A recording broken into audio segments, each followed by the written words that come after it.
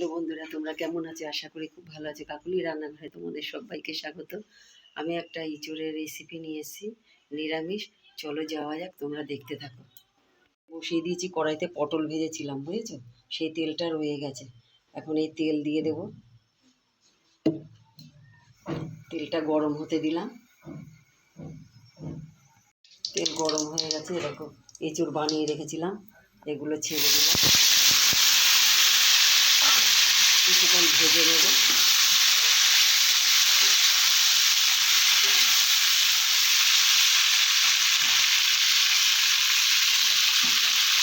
পরিমাণ মতো লবণ দিয়ে দিলাম।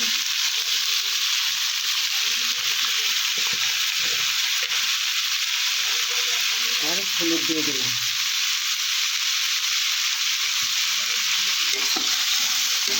একটু লাল লাল করে ভেজে নেব।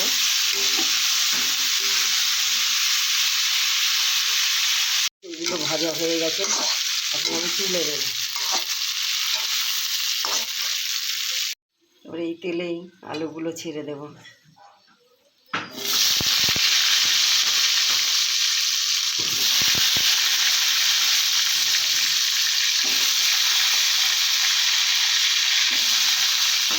আলুগুলো একটু ভেজে নেব।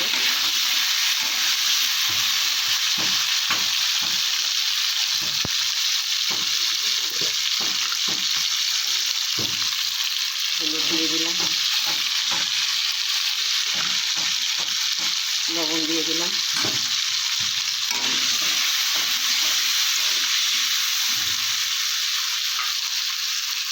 ভাজা হয়ে গেছে, আলুগুলো তুলে নেব। শুকনো লঙ্কা দিয়ে দিলাম।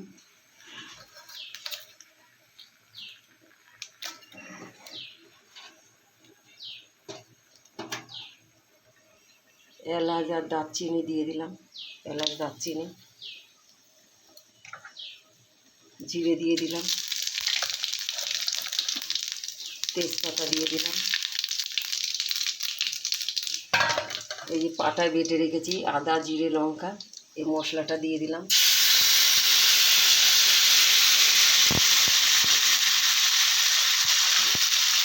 টমেটোটা ভেজে রেখেছি, টমেটোটা দিয়ে দিলাম।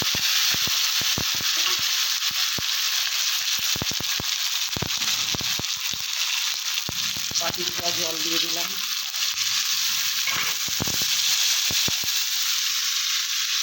দিয়ে বেশ কিছুক্ষণ নাড়াচাড়া করে নেব।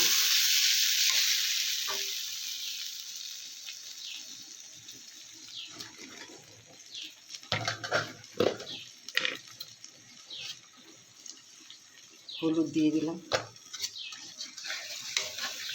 লবণটা পরে দেব, সব ভাজার সময় দিয়েছি তো, একটু পরে দিয়ে দেবো। মশলাটা কষে নিই। আর এই মশলা কষানোর সময় একটু হিং দিয়ে দিলাম।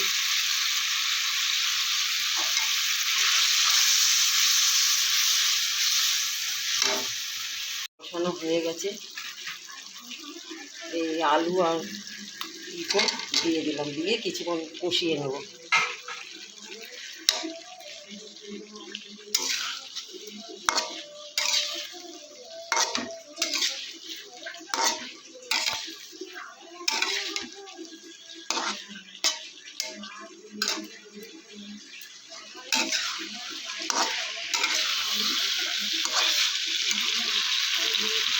খুব সুন্দরভাবে কষানো হয়ে গেছে, দেখো। এখন আমি জল দিয়ে দেবো। পরিমাণ মতন জল দিয়ে দিলাম।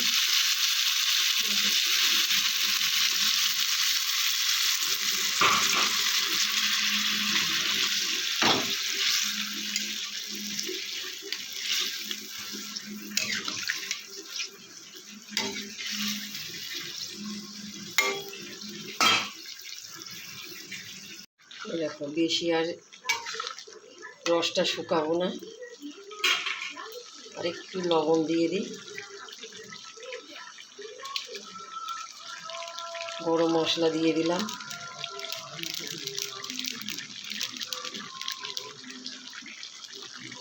আর একটু ঘি দিয়ে দিলাম।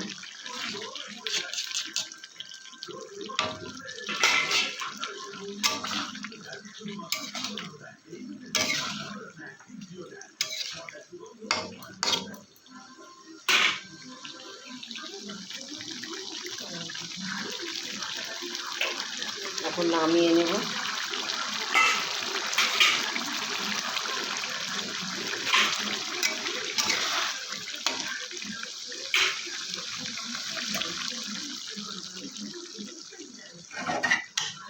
নামিয়ে নিলে রেডি।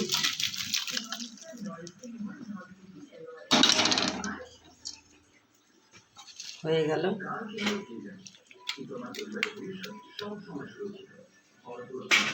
কমপ্লিট হয়ে গেল।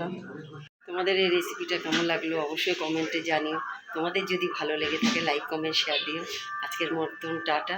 তোমরা সুস্থ থাকো, ভালো থাকো, ঠাকুরের কাছে এই কামনা করি।